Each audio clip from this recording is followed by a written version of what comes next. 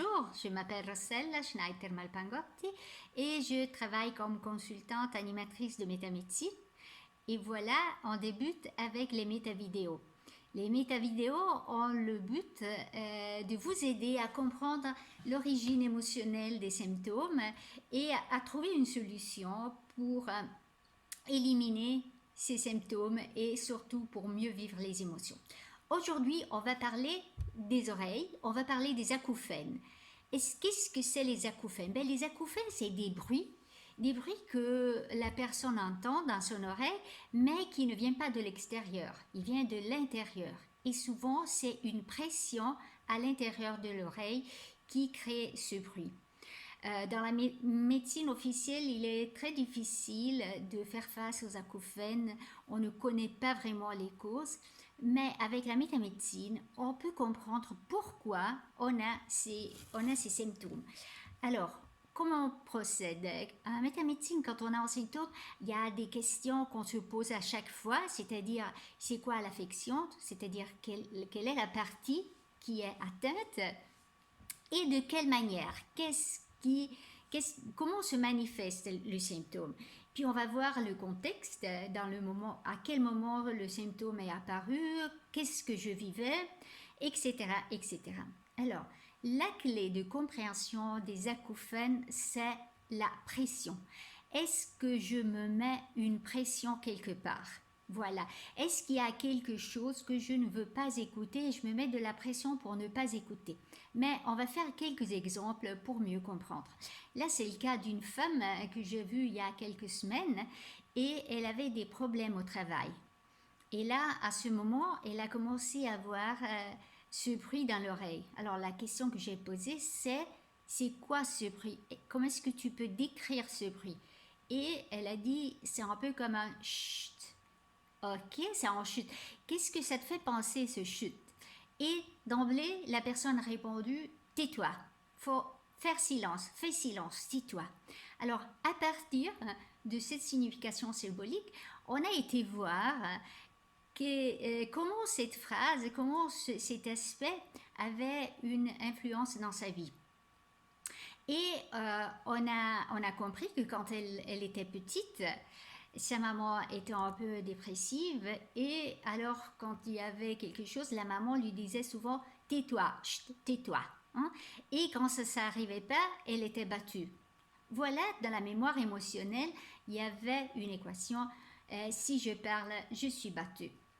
Et puis, au moment où la manifestation a commencé, la femme vivait des problèmes au travail, il y avait une situation difficile et elle aurait voulu dire des choses, mais elle ne pouvait pas.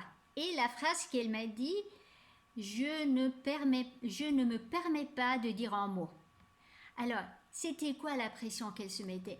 C'était elle-même qui se disait, chut, ne parle pas, ne dis pas ce que tu as dedans, ce que tu aimerais dire.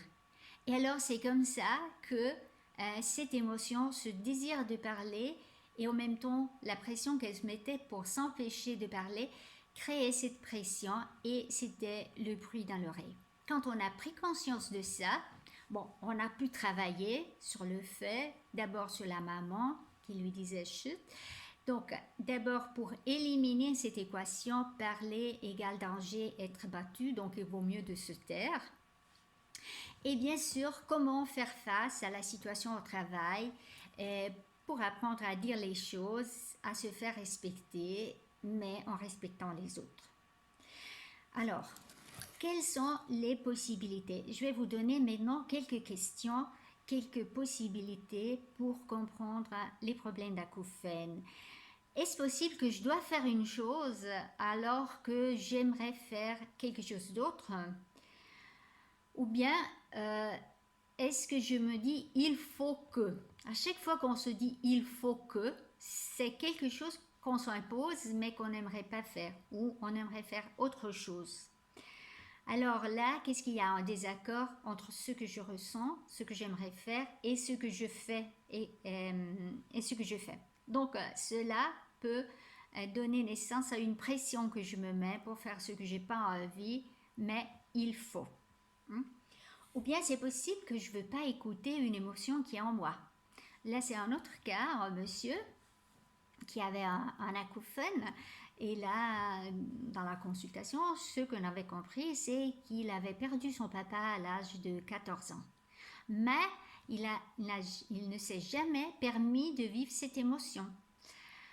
Alors, toute cette émotion, sa douleur pour la perte de son père, il l'a toujours refoulée. Ce qui a donné d'abord des problèmes au niveau du cœur, et après vraiment cet acouphène. Et c'est toutes ces émotions, cette douleur, qu'il ne se donne pas le droit d'écouter. Pourquoi? Parce qu'il y a l'équation, un homme doit être fort, un homme n'est pas faible, et pour lui, il n'y a pas de place pour écouter la douleur, la souffrance. Voilà.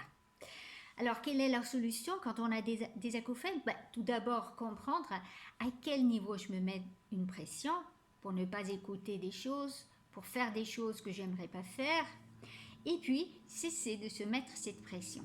Et si vous souffrez d'acouphènes, posez-vous ces questions, et si vous avez besoin d'aide, les consultants de métamédecine sont disponibles, et vous trouvez sur la page de métamédecine, le site officiel, sur la page consultant, vous trouvez les consultants disponibles pour un rendez-vous ou même pour une consultation Skype. Merci beaucoup.